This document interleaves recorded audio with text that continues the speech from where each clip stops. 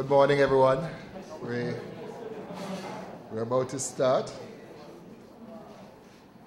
I'd like to acknowledge Mr. Joseph Bailey, the Secretary General of the Caribbean Association of Housing Finance Institutions, Mr. Peter Reid, Vice President of the Victoria Mutual Building Society, movement at the Victoria Mutual Building Society, other specially invited guests, our persons who we work with closely in the legal field and professional services associated with housing finance in Jamaica. Before I go further, though, I must acknowledge Ms. Sonia Jackson from Statin, close partner with the housing finance sector in Jamaica, but also in charge of providing us with critical data to support the work that we do. Thank you so much for being here. And also Mr. Llewellyn Bailey, the Executive Director of the Building Societies Association of Jamaica. My apologies to you both, and special welcome. As I said, this is an important breakfast dialogue to discuss the housing sector in Jamaica, and in particular, mortgages, and how it has been impacted by the global economic challenges and the economic challenges here in Jamaica itself. This dialogue is being hosted by the Caribbean Association of Housing Finance Institutions, which was established more than 25 years ago to provide a uniformed approach to support the housing, shelter, and settlement planning and development in the region. The membership is broad-based and includes building societies and other housing finance institutions of many countries within the Caribbean region.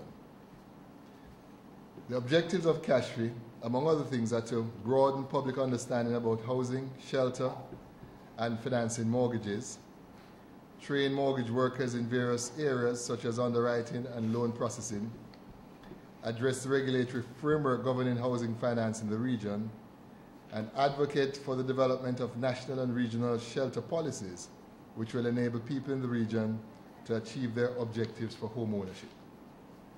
This morning, we want to engage in a discussion on the state of the mortgage business in Jamaica and what solutions can be identified and implemented to reduce the mounting mortgage arrears challenge facing housing finance institutions. This dialogue is important as it provides an opportunity for housing institutions to share with members of the public the effect of mortgage arrears on our operations. There is a widely held perception that financial institutions are quick to sell properties and throw persons out of their homes when mortgages go into arrears. Not very often do we hear about the efforts made to communicate with persons with outstanding payments, or options such as moratorium on loans and rescheduling of loans, or the details and oftentimes very long process involved when the ultimate decision is made to foreclose on a property. All matters are on the record this morning, and we anticipate that the issues will be addressed in a fulsome manner, guided by the research presentations from Mr. Han, who has extensive experience in the housing sector. At this time, we invite the Secretary General of CASHFI, Mr. Joe Bailey, to do the official welcome and to offer some brief remarks. Joe?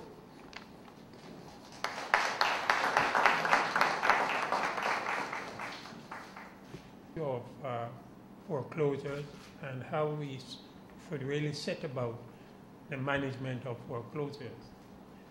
The members across the Caribbean have an interest in this session today. The idea is that we are giving consideration to convening a similar type forum in the Eastern Caribbean, probably in St. Lucia, has been suggested, and Trinidad and Tobago.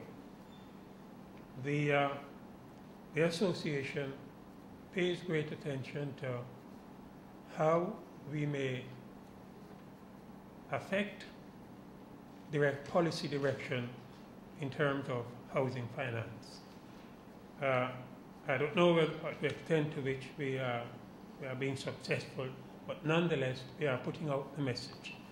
And what I say this morning will give you an idea of some of the intricacies, some of the problems which the housing sector faces and which will affect anything that the individual institutions may do. Firstly, let me welcome our presenter, Noel Han, and as the chairman said, all other participants here today. And we hope that at the discussion period, don't be hesitant to raise very critical questions. This dialogue is the first in a series of events that our organization plans to hold this year to engage our members and the wider public in discussion about the housing sector and mortgages against the background of prevailing economic constraints. We, therefore, welcome your participation here this morning, which underscores the value you place on what happens in this sector.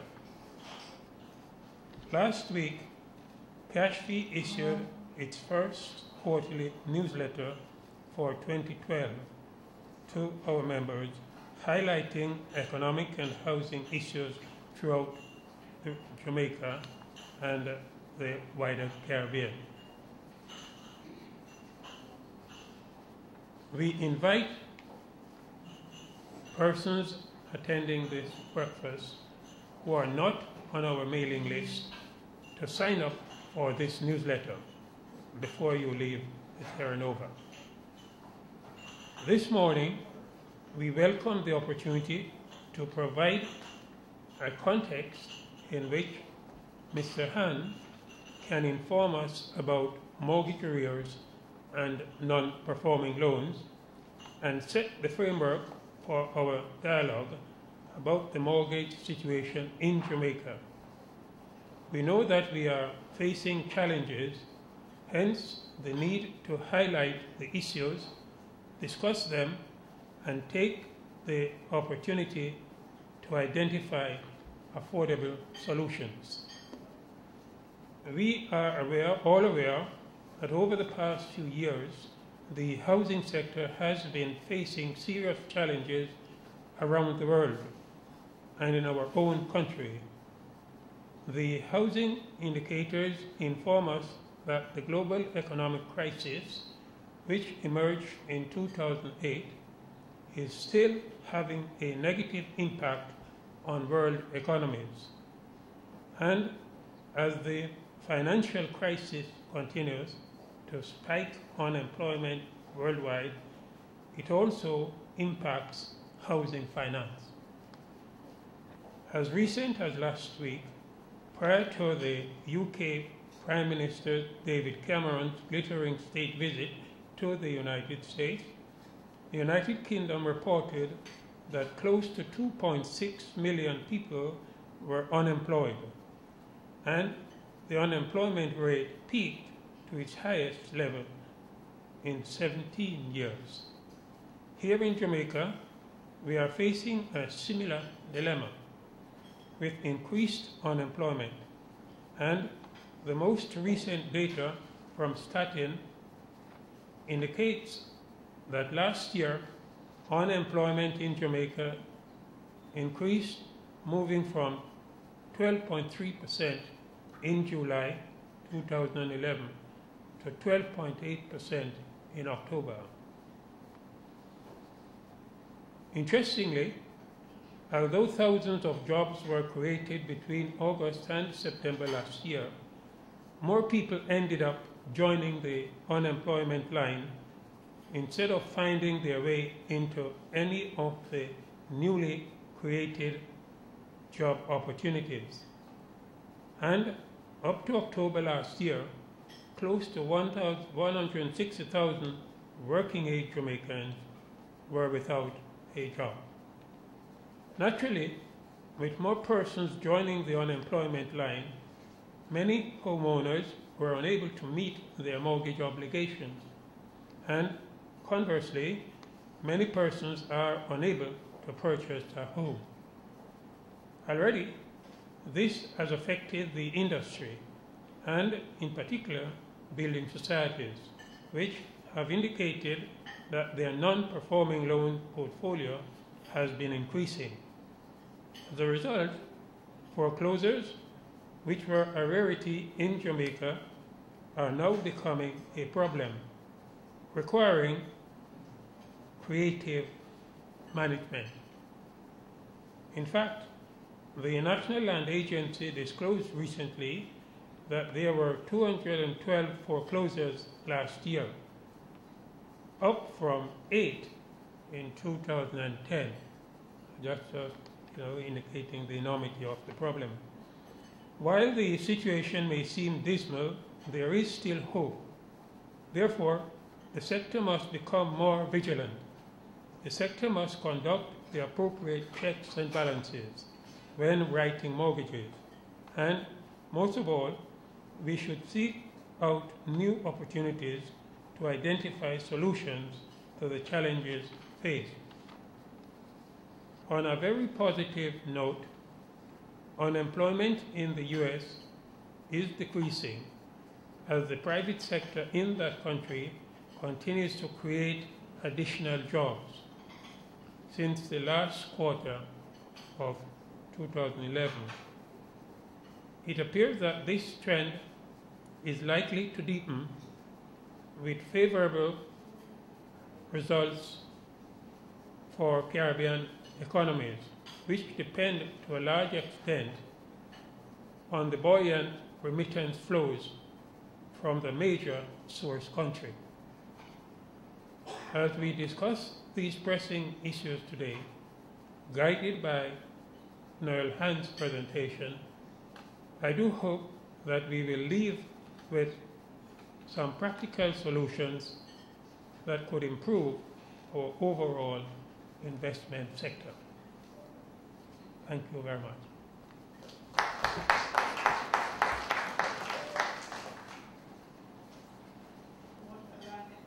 Water, land, environment. I have to get used to the change. I'd also like to acknowledge Mr. Glenn Francis of the. Remember, this morning we're all on the record. The presentation will be released to media, and media is present, and will also be hosted on CASHFI's website and available for persons, other members within the Caribbean region to participate. By way of getting a quick background, our organization seeks to create uniformity in the Caribbean CARICOM region, or I should say the CARIFORUM region, in that we include the Dominican Republic, to standardize the way in which mortgages are delivered, to encourage greater access to mortgage finance, and where necessary to facilitate and to promote policies that will enable easy access and enable persons to access housing finance. With that said, we will now move straight into breakfast, and we're going to ask Mrs. Karen Oliver to grace for us. Karen?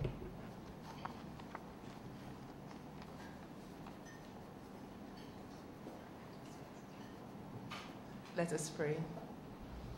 Dear God and Heavenly Father, how great, thank you for bringing us here to discuss a very important topic. And now as we partake of a meal that has been provided for us, we pray that you will bless it to our bodies and that we'll find it indeed enjoyable. In Jesus' name we pray. Amen.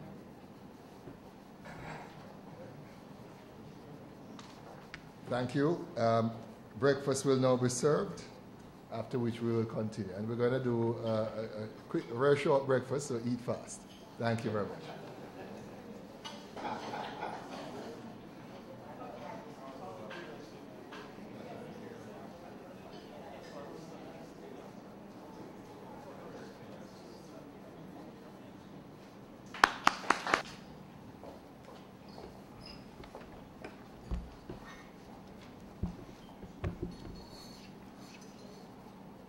Good morning, ladies and gentlemen. I'm not sure to what extent Chairman Earl Jarrett and General Secretary Drew, they have created a dilemma in inviting me to make this presentation this morning, as very likely they may have created for themselves credibility risk. And I'm buttressed, though, by the fact that my good friend Frank Harrison, who I believe that he has a tremendous wealth of knowledge and experience in the mortgage business, went through the presentation and gave me a passing grade.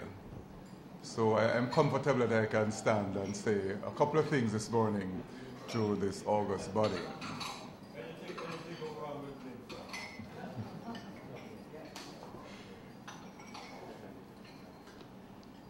It is normal, and I think that the presentation here today and this forum is timely in the sense that within recent weeks, several institutions in the financial sector have been focusing on the mortgage market, and they are entering the mortgage market, which in itself is creating some measure of competition, and already we are seeing the effect in terms of reduction in mortgage rates. And one needs to be extremely careful when you enter price wars, in that your spread will now become smaller, and if your bottom line is not in a position to handle that situation, then there could be a further dilemma. In making this presentation today, we want to focus on mortgage arrears and non-performing loans. It is normal part of any mortgage lending business for there to be mortgage arrears. Even with the best credit rating facilities in the world, to access or to assess the borrower's capacity for loan financing, the circumstances of the borrowers can change, resulting in them not being able to service the debt. Jamaica has consistently operated in a volatile economic environment, with wide swings in interest rates and rates of inflation. Since mid-2009, the country has experienced the lowering of interest rates and rates of inflation. Of note, it is within this same time period that mortgage lending institutions have seen an increase in mortgage arrears. To effectively analyze the arrears dilemma, it is important to look at the mortgage business over a period of time in order to identify factors, both external and internal, that may have a bearing on the present position. Let's look at the global financial crisis. Most financial analysts contend that the current financial crisis can be traced to the activities in the subprime housing market in the United States of America.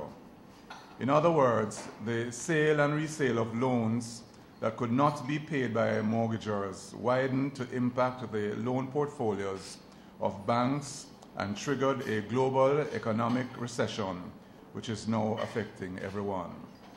No one is immune from the current financial challenges. It has touched everyone, large and small countries, big businesses and small businesses, as well as the rich and the poor.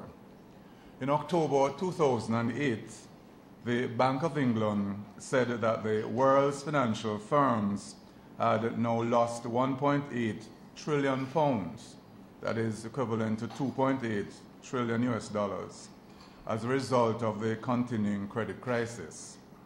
According to Bloomberg, some 14.5 trillion US dollars, or 33% of the value of the world's companies, had been wiped out by the crisis. So we look at growth in GDP. The effect of the crisis is also reflected in the growth in GDP in terms of our major trading partners. And if you look at the graph there, you will see that in 2008, the world GDP was minus 0.8, for United Kingdom minus 4.4, United States minus 3.5, and Canada minus 2.5. Things improved in 2010, and it seems as if things are on the decline again for 2011. Now let's look at the definition of arrears. Mortgage arrears occur when the borrower has missed a series of mortgage payments. Section 56 of the Bank of Jamaica Building Societies Regulations, amended 2005, also puts this definition in context. It says, where in respect of any credit facilities granted by a society, no payment of principal and interest, which is due and payable, has been made for 3 months, the society shall establish an appropriate reserve, hereinafter referred to as a credit reserve facility, in respect of all such facilities. So let's look at some of the external factors that might have had an impact on the arrears situation. Prior to 1995, building societies were self-regulated under the aegis of the Building Societies Association of Jamaica. As a result of the proliferation of building societies and the fallout in the economy, which led to the financial debacle of the 90s, 2 things occurred. Firstly, the government put in place a vehicle to provide a rescue for the ailing financial sector. Secondly, the Bank of Jamaica, BOJ, was given responsibility for regulation of building societies. Under this regulatory framework, building societies are required to hold 40% of their withdrawable savings in residential mortgages, which we term qualifying assets. The regulations also made provisions for certain types of mortgage bonds to be classified in the composition of this 40% ratio. If this ratio is met overall, that is in all currencies, building societies are required to place at BOJ 1% of their withdrawable savings at 0 rate of interest for Jamaican dollars and at a rate of interest set by BOJ on foreign currency funds. Where the overall 40% ratio is not met, then the amount placed at BOJ is 9% of the withdrawable savings in the currency that failed to meet the benchmark rate of 40%. Of interest, at the inception of this requirement, the rate was 24%. So the effect of this regulation, building societies grow their balance sheet mainly from growth in the savings portfolio. For each dollar in savings, 40 cents must be placed in qualified assets. The end result is that if a building society chooses to grow its balance sheet, it is required to place the requisite amount in qualified assets or face the consequence of negative or reduced returns on investments based on the amounts that are required for placement at BOJ at 0 rate of interest.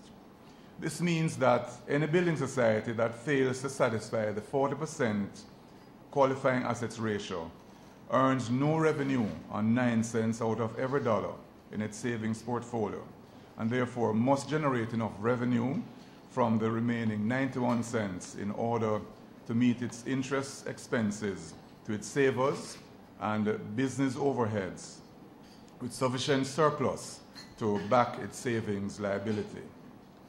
From the chart that we now show you, except for 2004 and 2006, when one society fell below the 40% mark, in general, societies were always well in excess of the 40% mark.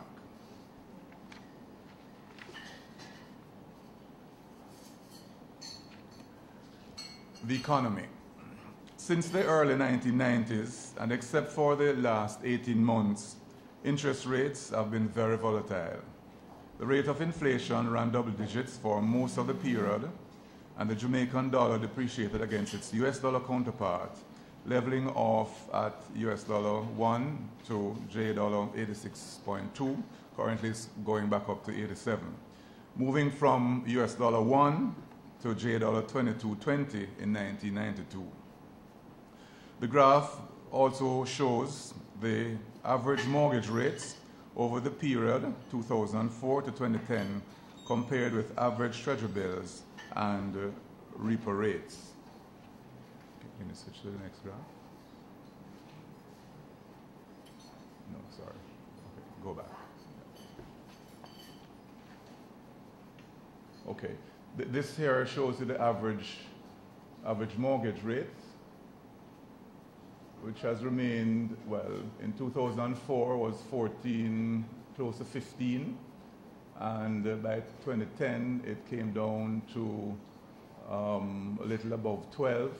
It is, last year it went down to 11, and well, based on competition, it's now down to 9 for most societies.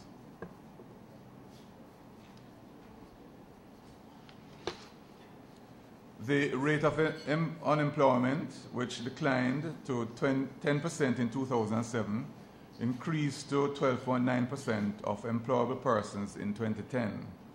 The job market was influenced by layoffs and redundancies consequent on the closure of major players in the bauxite and alumina industries and the downsizing of other institutions and companies as they sought ways of becoming more efficient.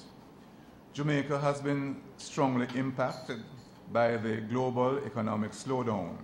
Real GDP for 2009 was minus 3%. Bauxite and alumina products and exports fell by 60%.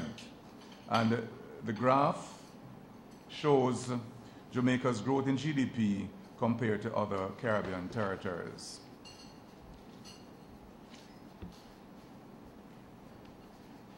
Currently, some 84% or 84 cents of every dollar that the government spends is for interest payments and public sector wage bill, leaving some 16% or 16 cents to carry out the remainder of the country's business. BBC Business News of 11th August 2011 quoted the Council of Mortgage Lenders as saying that low interest rates have kept the level of UK mortgage arrears and home repossessions steady. It went on to say that the Bank of England held its bank rate at 0.5%, a record low for more than 2 years. This has assisted mortgage holders who may have faced difficulty in keeping up with their monthly payments, otherwise during a period out of work, or as they face other financial pressures, such as rising energy bills. Of interest, the article said, mortgage repayment problems have stabilized against a current backdrop of stable employment and low interest rates. Now, let's look at some of the factors affecting delinquencies in mortgage payments. One, the economic environment made it difficult for a number of persons to continue to service their mortgages as they were now either without a job or earning less in real terms. Two, the phenomena of the Ponzi scheme or alternate investment schemes, all of which went belly up, caused many Jamaicans to lose millions of dollars. It is said that many individuals mortgaged their homes and placed the proceeds in these schemes. Some individuals who had purchased more expensive properties expected that their mortgage payments would have been met by the returns from these schemes. Three, the fallout in rental income impacted borrowers who depended on rental income for mortgage payments. Four, the fallout in some collateral values, particularly those in the upscale market.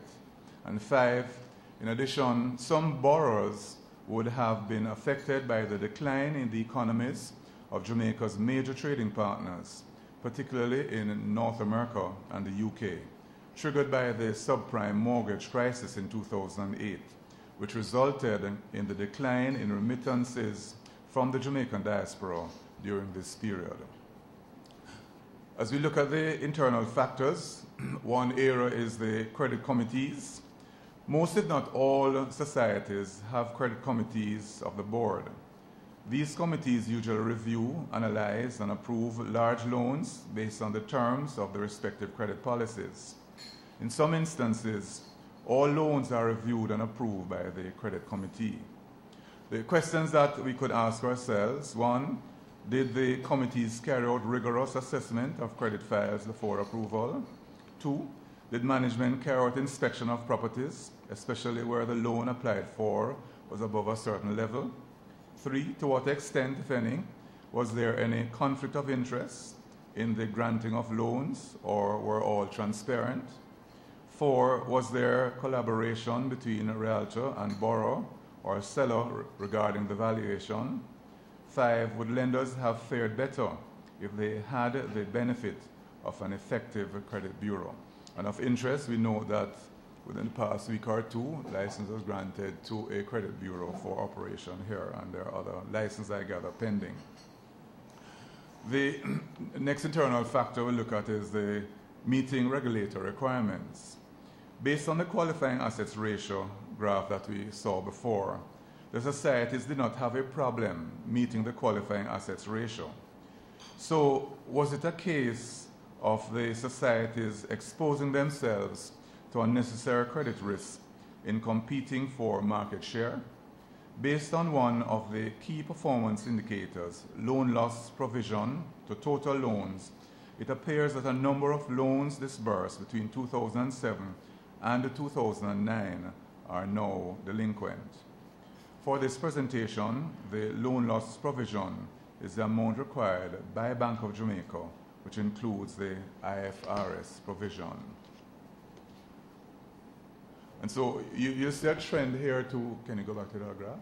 You see a trend here too where over a period of time, there has been an increase in the loan loss provisioning, increasing significantly in 2010, and one society is way above the others. And in 2011, there has been an increase by all societies, with one still going further than the others. But bottom line is that the loan loss provisioning as a percentage of total loans outstanding, which is a measurement from Bank of Jamaica, is increasing. So there are two provisioning methods. One is under the IFRS, which is an accounting standard.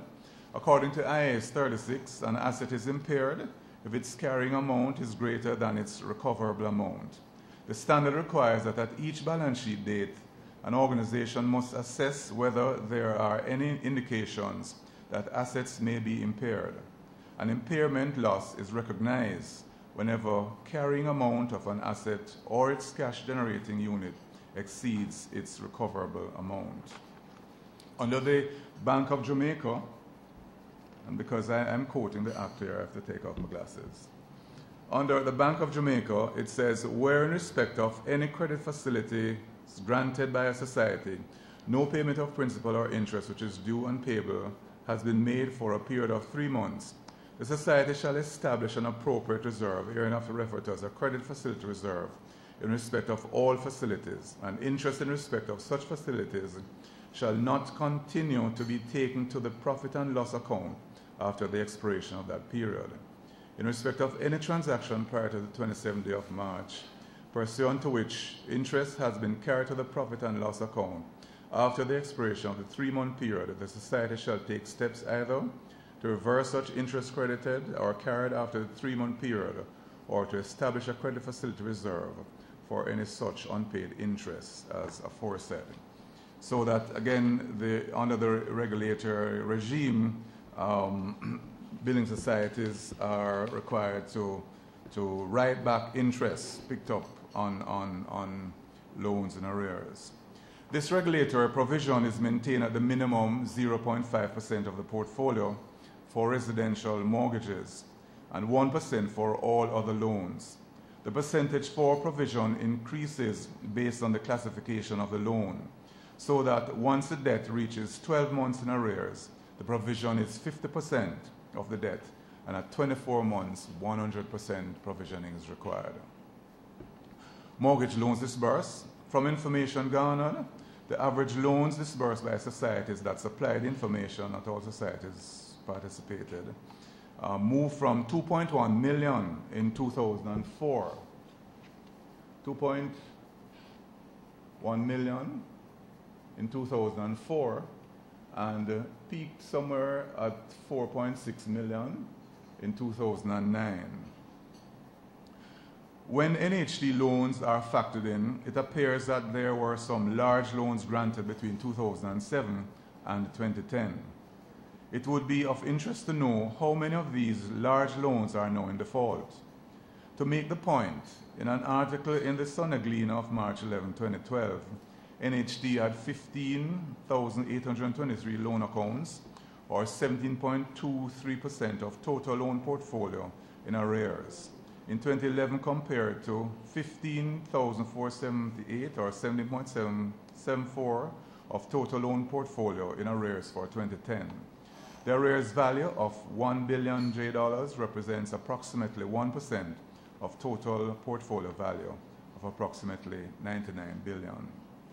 So some of the steps taken to address arrears portfolio: 1, moratorium on interest and or principal payments; 2, rescheduling of loans; 3, notifying borrowers early on their delinquency status; 4, repossession; and 5, aggressive monitoring of arrears and sale of securities. The implications for some of these steps taken, we can look at: 1, the moratorium on loans, and this is an authorization to a debtor permitting temporary suspension of payment. Because the regular payments have been suspended at the end of the moratorium, the monthly payment may be increased or the period of the loan extended. It could place the borrower in a worse situation, having to meet higher monthly payments or to pay more on his loan at the end of the day. Unless employment and or financial status change, the institution may be delaying the inevitable. 2, rescheduling of loans. New loan that replaces the outstanding balance on an older loan paid over a longer period. The impact on the borrower is the same as those for moratorium on loans. Repossession.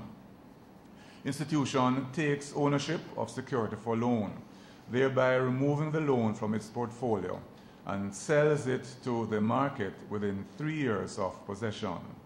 The free encyclopedia: repossession is a self-help type of action in which the party having right of ownership of the property in question takes the property back from the party having right of possession without invoking court action.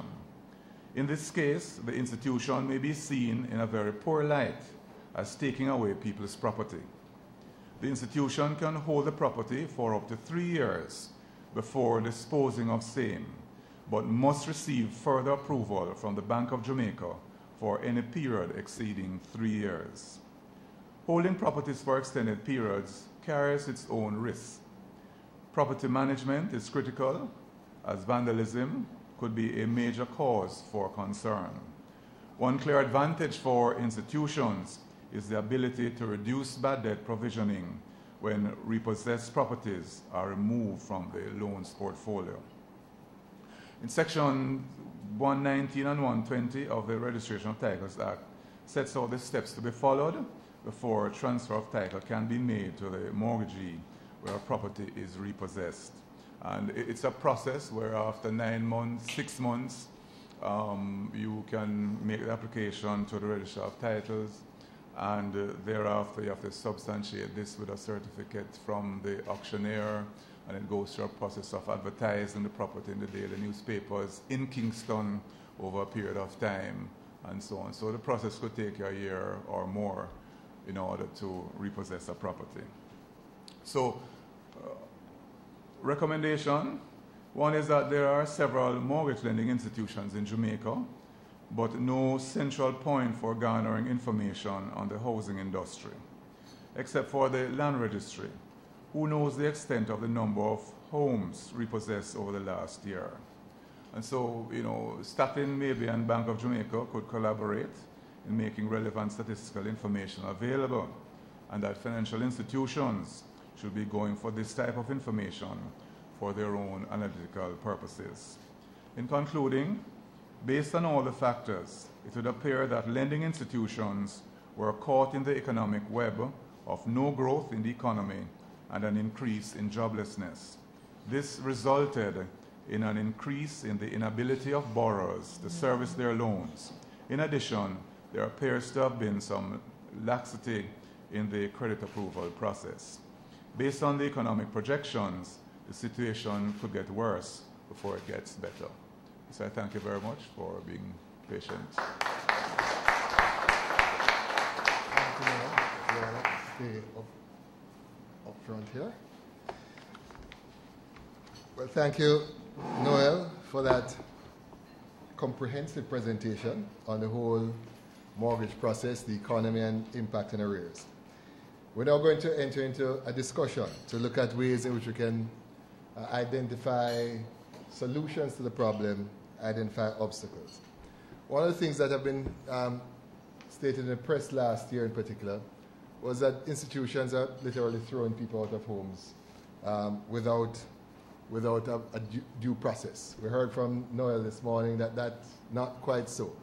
And in fact, it's quite a long process of discussions with the clients, the whole process of going to auction, the whole process of foreclosure taking up to a year.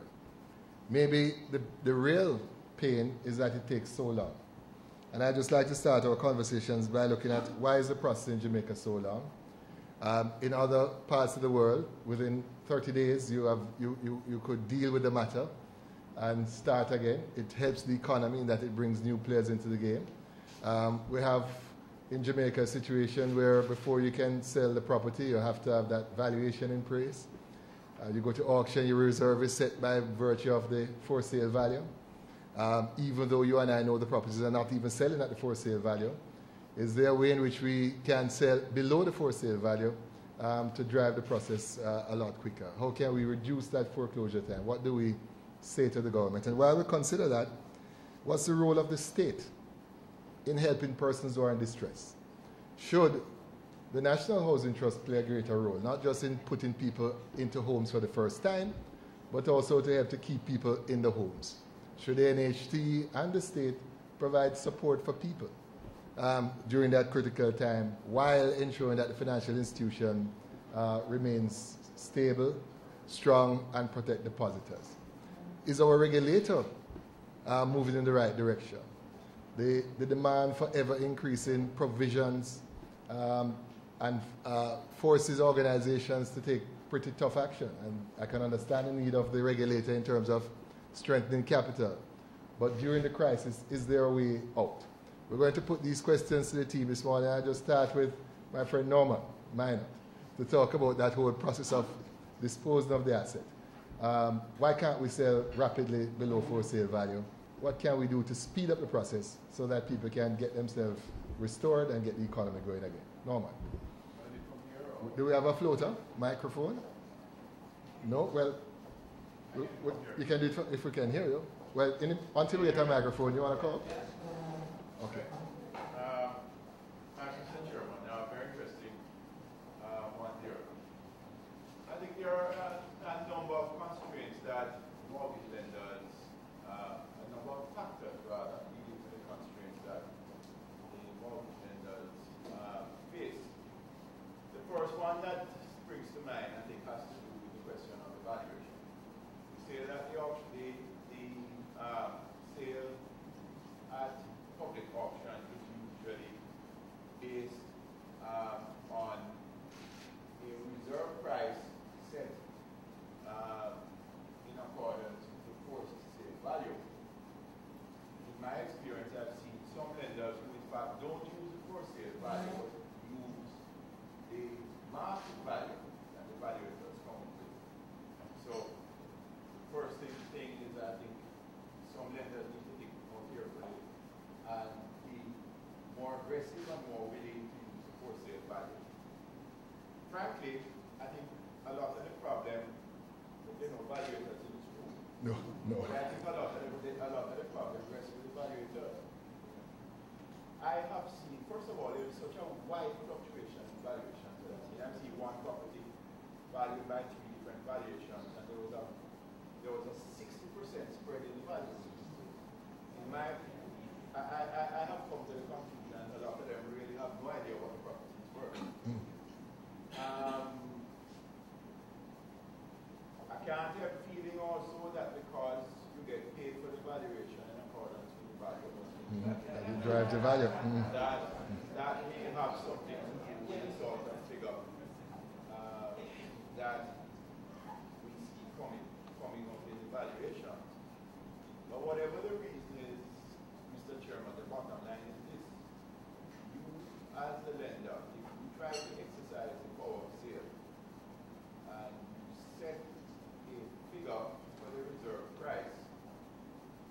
item is sold as auction at a figure which you can't justify when it goes to court, because I can promise you, the moment you try to sell somebody's home, it's an investment in property. The moment you try to put somebody on the street, all people do everything possible to resist you, including lying, etc., etc., etc. Right? And there are a number of lawyers who will love the idea of going at the big mortgage institution, the big man, etc., rapacious capitalist, etc. So, they have no right to deal with the situation this way, although the man is 1 year in arrears or more. So, you need to exercise a great deal of caution. The legal system is designed in such a way that you have no alternative. What to do about it? That is not a quick fix by any means, because there's a whole body of case law, not just here, but out of England, etc., supporting the approach that the courts take in being very, very tight, very strict on mortgage lenders exercising powers. Right. So the valuation thing is probably The easiest place. something that you could probably do. So what I hear emerging here is that, one, what the media had reported, and our friends in the media here with us today, we need to understand that the process of selling the property is not as simple as you would have suggested. And in that particular case where the client argued that the sale happened so quickly, they were thrown out, there was no consultation. It's a long process, requires going to the auction. After advertising, it requires a valuation and a reserve set. But what we need to do as lenders is to somehow probably have a similar forum with valuers to get some logic on valuation technique. As I understood it from school days, a market value is a price at which there's a willing buyer and a willing seller, not where there are three persons in the bed, which is the valuer, which is what we have done here though, where we are saying that the valuer represents market value. And so we need to get to the place where we quickly achieve what the value is. Now, Noel made the point of the provisioning and the pressure on institutions to act. Is there a role for the state to respond? Is there a place that the mortgage bank, the National Housing Trust, and by the way, Earl Samuels with the Jamaica National understand these days, so I have to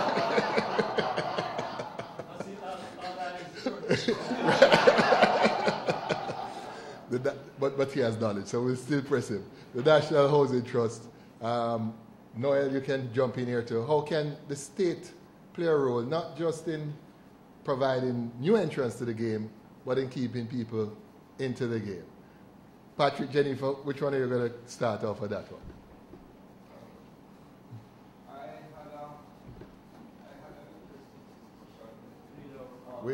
Boy, you really might have to come up here.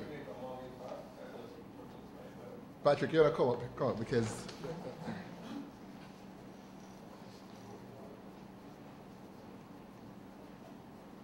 Patrick Peart, Director of Financing at Jamaica Mortgage Bank, Primary Market Financing. I had an interesting discussion with a community banker out of, I think, Milwaukee. One day he called, I think on Monday he called, and he says they are looking at a mortgage product now which has what he called a 24-month job protection insurance attached to the mortgage, which is an insurance charge. It's like a mortgage indemnity insurance. It would be a one-time charge that you attach to the mortgage, and that will pay the mortgage for 24 months, within which time you would expect the mortgagor to find an alternative job and be able to pick up the mortgage. So that was one of the things that we had a discussion. He used to call me back. I haven't even discussed it with my GM yet, because he used to call me back on Friday to really send me some papers. I wanted some material on it before I really spoke into it. to anybody. But that's just one of the ideas I think we could look at to get this machinery going, because mortgages, it has to be turning over. Once it stops, the whole system gets eroded. And in terms of the Jamaica Mortgage Bank, Mr. Telwell, Patrick Telwell, could come and give us a little overview on the secondary mortgage market, what we have done, because we have been speaking a lot about the decline in the interest rates that has taken place from the 14th to the 9th. And I can tell you that it is largely due to the Jamaica Mortgage Bank's intervention in the market. We went into the credit unions and they really started this downward trend. The thing to maintain the mortgages is to get the rates down and make it affordable to people, make it affordable to clients. And that is the role I think we can play as a state institution to keep the mortgage rates. But we need funding. The challenge to the mortgage bank right now is to find appropriately costed funds. We need to find low-cost funds to put into the market to keep this low rate going, to maintain it. Mr. Telwell, would like to come and buttress my discussions here. Yes. Thank you, Patrick. No, specifically to deal with the delinquency issue. The Jamaica Mortgage Bank has a product. I'm not sure if we're aware of this product. It's called our Mortgage Indemnity Insurance. Okay, and that is protected by a fund. What it does is actually protect the mortgagee, that is the lenders, from default of the borrowers. And what we protect is what we consider to be the upper portion of mortgages. So for example, I think most mortgage institutions by statute lends up to 66 2/3, 70%. If, for example, you're going to lend 90% of the mortgage, we will protect against the 20%, which is the upper portion. We are in the process now of getting that protection up to 97%. We are in the process of looking at that to see if we can get the government to move up to 97%. I think this would be a fundamental help to deal with, not to deal with the crisis as it is, no, but to help going forward. I think we need it expanded, and I think we need a lot more buy-in. I think we need more of these kinds of meetings as mortgage lenders to see how we can make the mortgage market more efficient. We talk about efficiency in terms of allowing people to get in and allowing people to take out, to get new participants in the market. So, you know, the price of getting in, it's easy to get in, but also easy to take out somebody when they have problems. I think some of the things that Patrick speaks of insurance, I think is going to be critical. Insurance against unemployment, that's one thing that we could look at. And eventually, insurance for the mortgagee against the ultimate default, if there is such default. Because if you are protected, if 30% of the mortgage is protected, for example, if the depositors pay 10%, mortgage indemnity protects 20%, then you're talking about financing 70% of the mortgage. Usually when you have that kind of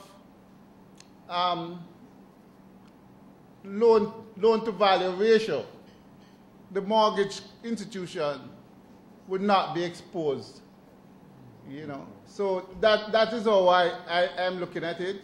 And I think some further discussion needs to take place. And probably for us to look more at the mortgage indemnity insurance and see how we can utilize it in the different institutions. Thank you so much. Thank you, Patrick. And Patrick, and welcome to Patrick Telwell. The very good points in terms of protection through insurance, indemnity reserves. But where a client comes into default, and where that client has been an NHT contributor, shouldn't the NHT take over that obligation totally, protect the organization from the high provisions required by the Bank of Jamaica? Is this something that NHT should do? And Earl? despite your role. I really don't want to speak on behalf. Speak for Earl. Oh, never mind that one. Yes. I think we have to be careful when we try to go. Because already we see that based on where most of the properties are priced, no. Most of those borrowers, they really don't, as long as they're NHT contributor, they can go directly to the NHT. And the NHT takes a very paternalistic approach in dealing with delinquency. I think presently their bad debt is right about 17%. Right. Which based on their funding they can afford to deal with that. The private sector building societies cannot be able to do that. Where I think the partnership with the strength between the building societies and the NHT is that the building societies take over the responsibility of the originators, the primary lender, and then NHT could indemnify them Very good point. against losses against those mortgages, especially the ones which are covered by the funding from NHT. So I think that's the way. That's an excellent point. In fact, that's not only I think could the NHT do that, but remember our regional audience who are with us within each country. That's one approach in which you drive the private sector participation in the mortgage business and then provide indemnity. I think that's something that we need to carry forward. There's another point that Yes. for me. I think the government can play or should play a greater role in the homeownership business without any cost to the government. This is something which is practiced all over the world. In that they have said it repeatedly, that in order to make the loans more affordable and also to bring more players into the market, and by players I'm referring to people coming, more people coming on the tax net and also become homeowners, is that the interest portion of the monthly mortgage bill should be allowed as a taxable expense, which is claimed back at the end of the year. What it would do is force homeowners, in order for you to benefit from that, you have to make a return at the end of the year. And by so doing, it will be easy for the government to keep a track of bring more taxpayers into the net, because you can only benefit if you make a return. I think it is very elementary. I don't know why it is not supported by the government. That's like the Jamaicans who own the returns, but as you say, it may well force the people to, or not force, encourage. That would be a benefit for you to be compliant. Yeah. Thank you so much. In terms of regulatory, I know I'm not supposed to ask regulators questions, isn't it? So if you can't answer, just don't answer. In terms of the provisioning guidelines, are those provisioning guidelines sensitive to the economic crisis? I recall there was a suggestion in the past that maybe there could be ways in which between guidelines and collaboration with the industry, we could enable institutions to keep people in their homes a little longer. Okay. As it relates to the credit classification and provisioning guidelines, we have embarked on revising the guidelines with respect to how real estate values are accepted by the BOJ in terms of how do we ask for provisioning based on the value of real estate. What kind of haircuts do we apply? That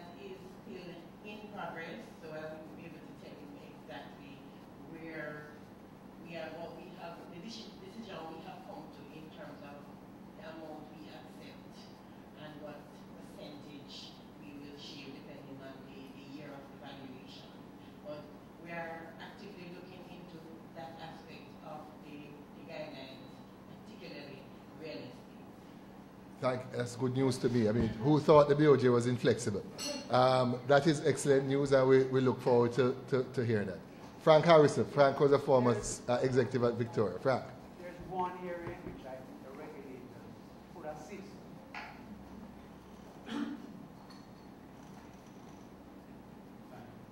Yes, I would say there's one area I think that the regulators could assist, and I would say with relative ease, and that is to be a bit more flexible in how they deal with the question of restructuring of a loan or refinancing a loan that has gone bad.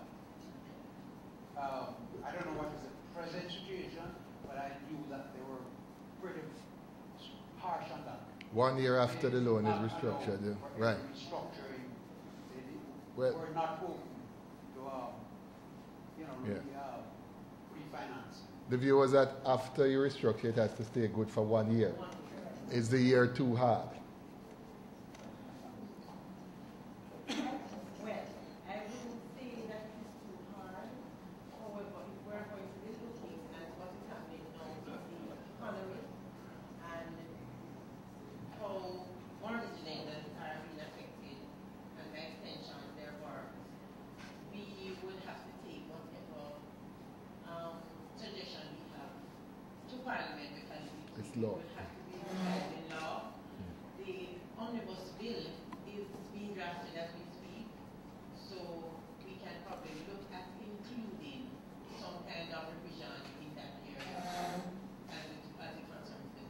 Well, thank you. And when that omnibus, as soon as an early draft is over, we would love to get it, and we would again convene to have a similar dialogue on that. That it will be passed very soon. The IMF is insisting that it's done as soon as possible. But not without our consultation, I hope. Right? He has set out the processes for foreclosure. We understand it's a slow process. We want changes there. But he subtly made a point about this mortgage war and the lower rates, and whether those rates are covering the risk, and what could happen if interest rates were to go up, built into the organizations to deal with that. Are sufficient scenario analyses being done to ensure that that's on tap? Robert, you want to touch on that? Yes, sir. I think that's the situation, and certainly the organization I represent. We do a stress test analysis for individual mortgage accounts, building in a cushion if there was to be an uptick in interest rates. So from that perspective, I mean, provided there's not a dramatic 5 or 10% movement, which I don't think anybody could reasonably build in, there should be. But could. There should be sufficient cushion to absorb that sort of impact. On a positive note, though, one thing I would say is that in the 6 to 8 months, we have been able to collaboratively dispose of a number of properties with the cooperation of borrowers, which is always good because then there's an adversarial interaction, and that's where your collections department is able to interact and work with the client to dispose of it, where they are able to come away with something. And I think that has been an outcome of an improvement in the market, where now there is demand for properties within a certain price range that is affordable. So as the market improves, I think perhaps we'll see where there is more of a leveling of the ability to sell properties either at mortgage or at auction or private treaty. But certainly there was a period between, say, 2008 to 2010 where it was very hard to sell anything. Well, you make a good point about the collaborative efforts between borrower lender in the disposal of the assets. And that's something I think if we can learn from you as to how to get warring factions to cooperate in a particular outcome. I think Suzette, you're... And the benefits of, analyze income and expenditure, yeah. what it is you come away with. If you're coming away with $2 million or $1.5 million from it, that can perhaps go towards acquiring another property somewhere, or if it is that by paying rent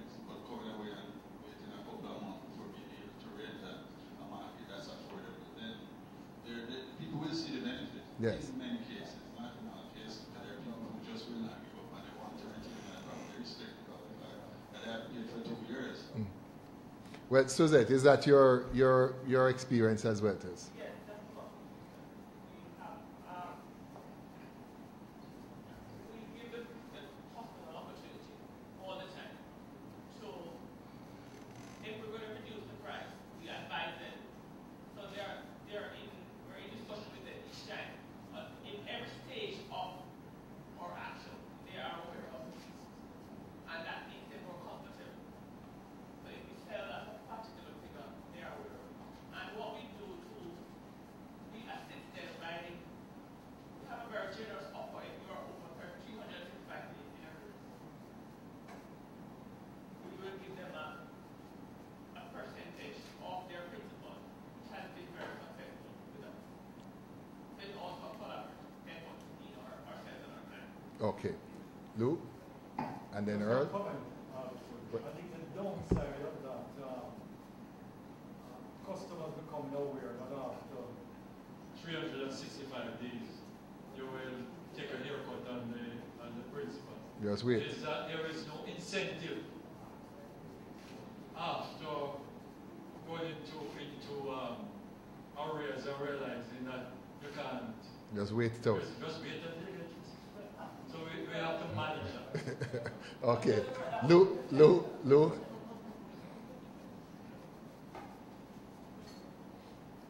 Just first to answer Earl's point, that they know the owner is always living under the fear that tomorrow you'll be here and we have to put a buy.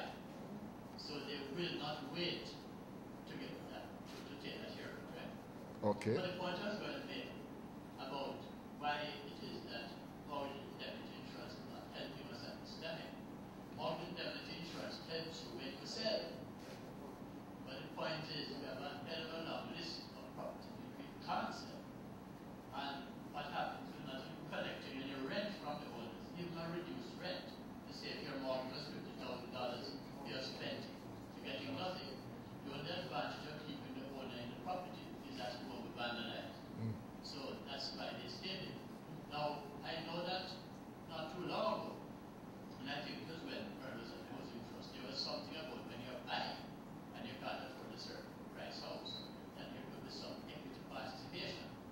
And I'm just wondering, Shared equity. if there's any equity left in the property, if something couldn't be worked out at that point, when we're trying to sell and pending any recovery in the economy and so on, and something could work to say, okay, let's come to them, but we have 2 years, 3 years, and at the end of it, let's price what the lender could say we own it. But the other problem again for that, as Total Greg will tell you, is that sometimes you have got over the value of the property, right? So it's really a very tough problem, but it's just that we have to look at all the options, because we all know that in doing a mortgage interview for origination, it is such a flexible thing that the experience to give the person, find a way to let the person get it. Similarly, in a situation of delinquency when you're trying to sell or to recover, there are also many, many options. And it's just that all of what have been mentioned, we have to keep on the table so that we find what is right in a particular situation. But in most cases, what happens, we just end up sitting it out. And I know when I was at GM last year and on the Total Credit Board and on the credit committee, I know that by separate and apart from the loan loss provision, we have written off the people who are recovering, who are able to be better arrangement, millions and millions of dollars for the individual. That's it. Erase all the charges, erase interest, we're recovering the principal. It's really fantastic. Earl was talking about housing trust having a paternal thing. I mean, I don't know if anybody could be better than building societies. So you're saying that unlike what may have been reported in the press, that financial institutions are kind? Kind? Very kind. What is happening? It's almost like prodigal thing. We treated you good, we give you a loan, you were happy. To see the And tax fell on you. Come back to us, and we'll still fix you. We'll give you the best deal possible. Because remember, at all stages, person should realize, even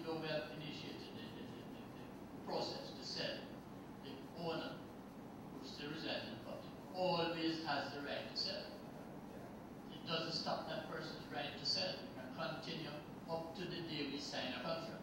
Is the education adequate? Noel, team, are we telling the public enough about it? Peter, in fact, that shared equity program, I think Victoria Mutual had suggested it at some point to the NHT. Peter, well, this Peter first. We haven't heard from this one. Peter Reid first. Well, I'm going to take a slightly different approach.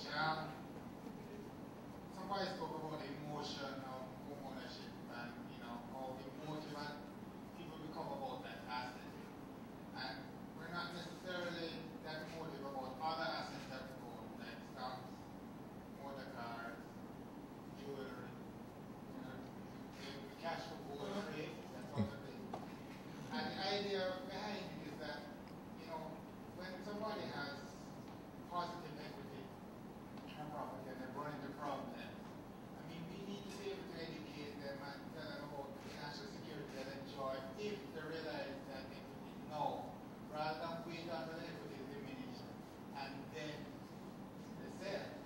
So sometimes we have to try and take the emotion out of these transactions, even though it's home ownership and everybody wants to own their own home and so on. But it's an education process. So it's not any one thing. It's not, and when the press takes it and say, well, wicked bankers and so on and so forth, really, you have to remember, there's a deposit on the other side of that transaction. That's correct. That's correct. That's correct. And so it's always a balancing act, and everybody has to have full information and full disclosure before you jump to a conclusion. A very, very, very good perspective. I just wanted to talk a bit about the shared equity. Yes. Jamaica Mortgage Bank has explored that. We have a paper in house on it. Try looking. The big issue has to do with funding. You have to have the appropriate funding, the long term, the low cost long term funding. We were even thinking of using the mortgage indemnity insurance fund. Flush. Yes. Mm. Very robust. Has a lot of surplus. But it took us 17 years to get an amendment to the mortgage insurance at the first amendment. So we know to be able to use it again, it's going to be 17 years. Mm. Yeah, but funding is one of the real challenges that we have to find low cost funding on a long term basis for some of these projects. Thank you so much. Keisha? The borrower's employer, the source of the income, which is to be used for servicing of the debt. And if it is that there is a way for us to insist as far as possible that mortgages are serviced by salary deduction for persons who are salaried, then clearly that would help. It would help to arrest the increase in the arrears generally. And it's an important point too, because if it is that, I'm sorry, I've lost my thought. Give me a second. Right. Right, I'm sorry. I understand that the National Housing Trust can insist that salaried persons' monthly payments be deducted from salary. Insist on it, even if it is that the employer does not routinely provide salary deduction. Yes. Other institutions do not have that option. Yes. So you do have a time where we be lending and we say, okay, ideally we would wish for this person's mortgage to be serviced by salary deduction, but the employer does not provide that. The NHT has the luxury for salary persons of insisting that that be imposed as a condition once they're granting financing, and I think it is something that we should look at generally. But it would also help us to do, yes, credit reporting is going to address the matter of the disclosure of people's other debt obligations.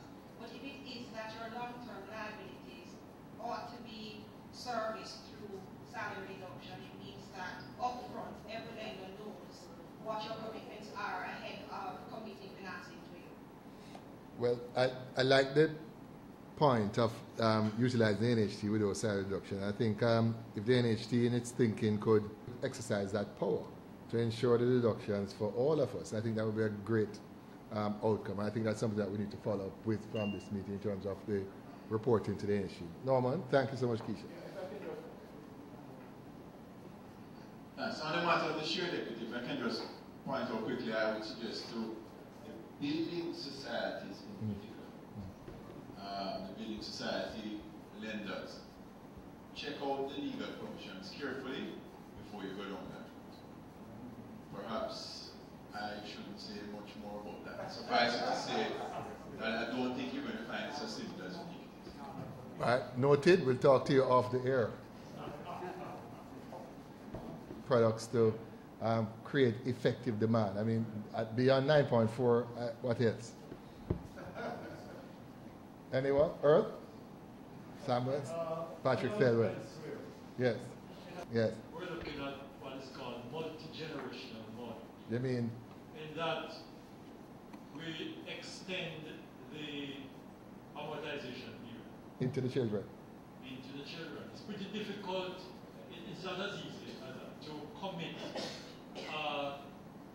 next generation to an obligation which was created by the parents. But in a lot of cases, for example, it is akin to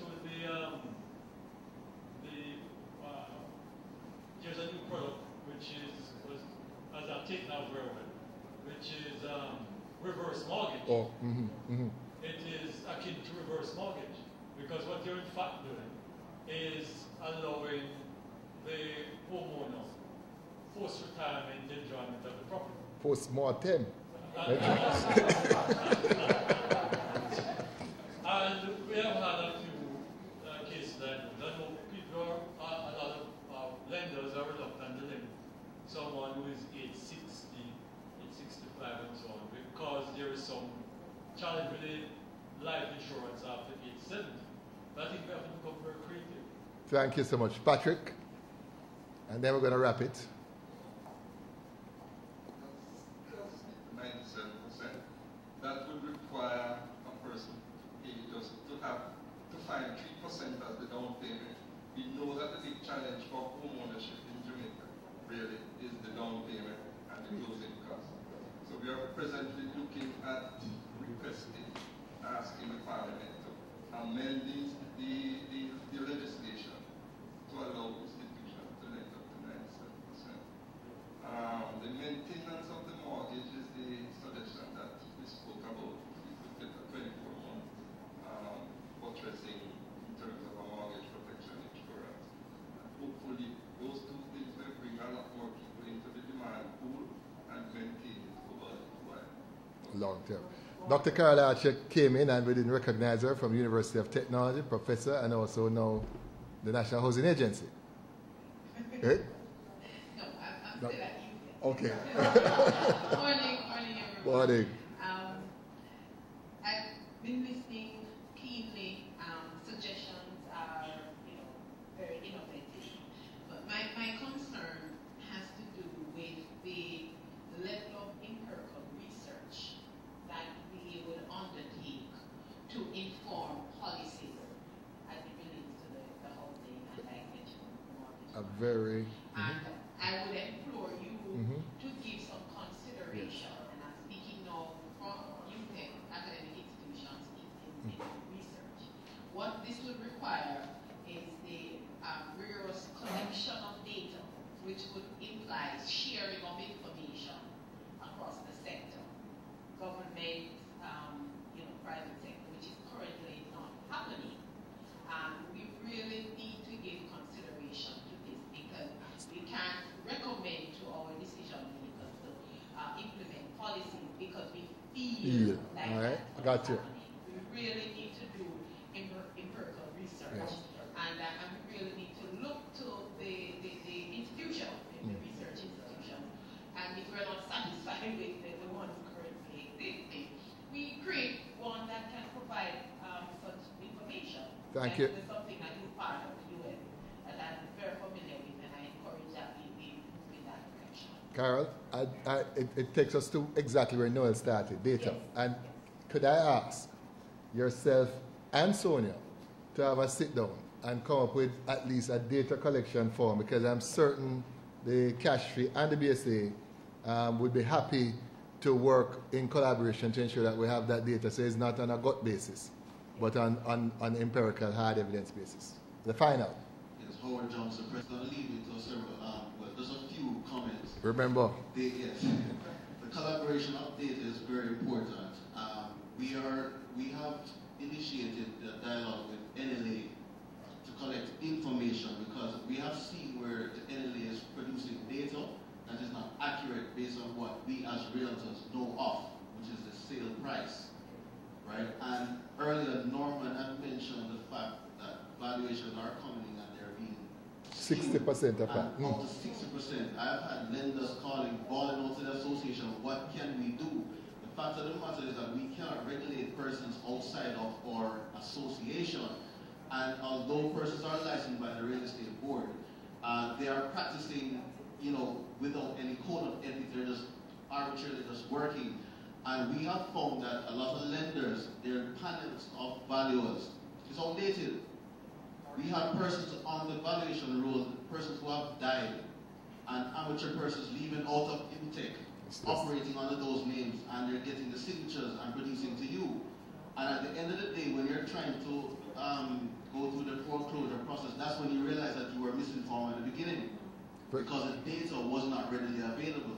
And I mentioned the collaboration with NLA. A part of our mission is to we're starting to get a pool of information that everyone can tap into. Because remember, the attorneys, the vendors, and the purchasers, and the realtors, they're the ones who know the true price. And if you're not getting this information from realtors, who we get paid based on the sale price, not the reported price, right, or even the valuation. You get me? So we have credible information, and we have a database that we can share with vendors so that you can get this pertinent information. So I want to support that point. And I'd advise to join the process. And I want to encourage the lenders to just look back at their valuation, the list of values that they have, because that's critical to your process. Well, I hear you saying here that we need to look at strengthening the regulations on the real estate board side. I mean, we want them to be as good as BOJ. Yes, to do exactly. Ladies and gentlemen, Joe, as exec, I'm going to give you 1 second, please.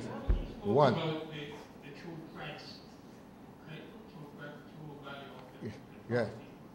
Where do you find that? I thought that the true value is on the back of the No. Willing seller, willing buyer. All right, gentlemen, we don't want to be indisciplined here because we want everybody to come back to the next forum. And so we're going to close stuff. This has really, Mr. Executive Director CASHFI, this has really been a very, very useful forum this morning. I want to first of all thank our presenter who opened up many avenues for us to have a conversation. I want to thank Noel and his ghostwriter Frank Harrison. I want to thank each and every one of you for taking the time out to participate. I thought the next time the breakfast needs to be a little bit more sumptuous. And we'll work on that. But we do have a lot of material which we're going to try to put together and to put on the website, and where there's action that has been action to be done that has been identified, we will follow through and report to you. So once again, thank you very much. Thank you for participating. And Norman, really thank you for being here. Hope to make you a fixture. Thank you very much. Thank you. Thanks, sir.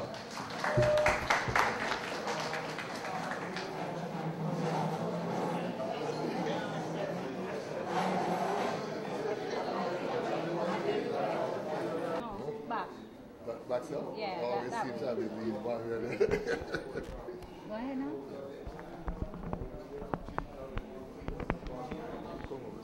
So,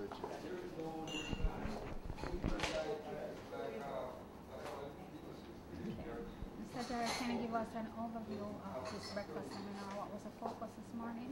Well, this morning the Caribbean Association of Housing Finance Institutions hosted this breakfast forum called the Mortgage Dilemma, in which we explore the issues surrounding mortgage arrears in Jamaica and the steps that have been taken by financial institutions to protect their capital while at the same time protecting their clients and members. There had been speculation in Jamaica that firms, institutions were being harsh with borrowers, and we wanted to explore those issues this morning. But beyond that, against the background of a paper, an excellent paper provided by Mr. Noel Han, we're able to explore other areas which we discussed are the issues of the strength of financial institutions and whether those capitals have been stress tested. We looked at the issues of creativity and innovation in developing mortgage products to assist people at this time. We looked at the opportunities that existed for collaboration. There was tremendous concern about professional work, valuations, and how those valuations are matching up to reality on the ground. And most importantly, how we can share data and collaborate in finding important means by which we support policymaking and policy decisions. Thank you so much. Thank you very much. Thank you.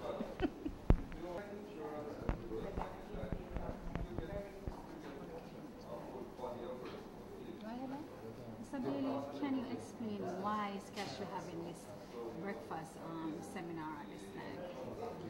Yes. Over the last few years, the CASHFI has been looking at how the housing sector should be playing a very important role in social and economic development. And this is the first in a series that we propose to have. One in Jamaica, next one in, I think it's going to be in St. Lucia, and then in Trinidad and Tobago. It is important that we familiarize ourselves with the data, the available data in the housing sector. That is to say, how people are performing in meeting their mortgage obligations.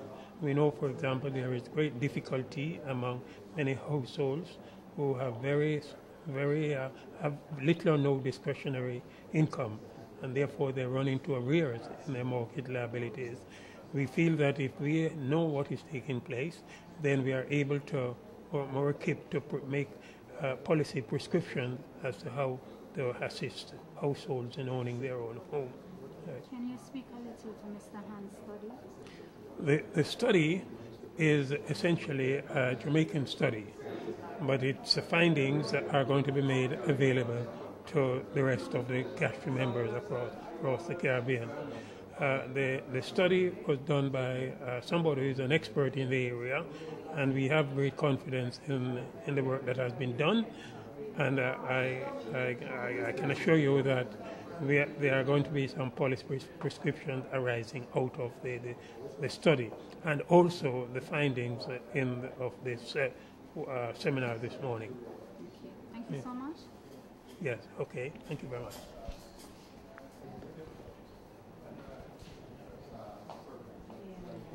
So you said